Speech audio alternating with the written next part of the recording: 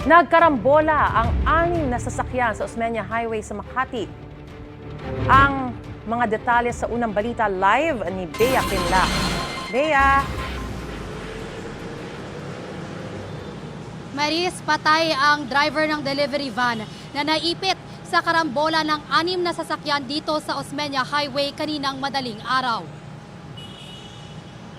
Hindi makapaniwala si Elmer nang makita ang karumal-dumal na sinapit ng 35 anyos niyang pinsan at katrabaho matapos masangkot sa karambola ang delivery van na minamaneho nito. May tumawag daw sa kanya para ibalita ang aksidente kaya dali-dali niya itong pinuntahan. Bumuhos ang luha ni Elmer nang i-video call niya ang pamilya ng pinsan niya para ihatid ang masamang balita. Hindi bababa sa 2 ang sugatan sa karambola. 6 na sasakyan ang nasangkot dito. Truck na 16-wheeler, 2 kotse, 1 SUV, 1 tanker at 1 delivery van.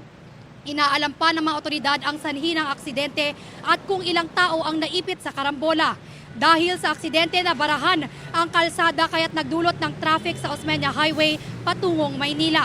Narito ang pahayag ng kaanak ng nasawi sa aksidente.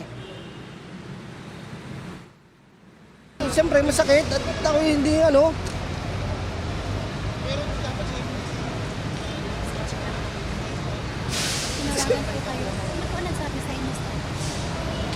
siya ang driver, hindi siya nakaligtas. Ano po yung sinabi sa inyo? Na-aksidente nga daw po. Akala ko nadala sa ospital siya. Hindi pala siya yung nadala sa ospital.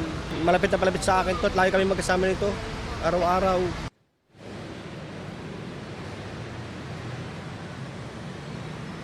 Maris, hanggang sa mga sandaling ito, 3 sa mga sasakyan na sangkot sa karambola ang hindi pa naaalis sa kalsada.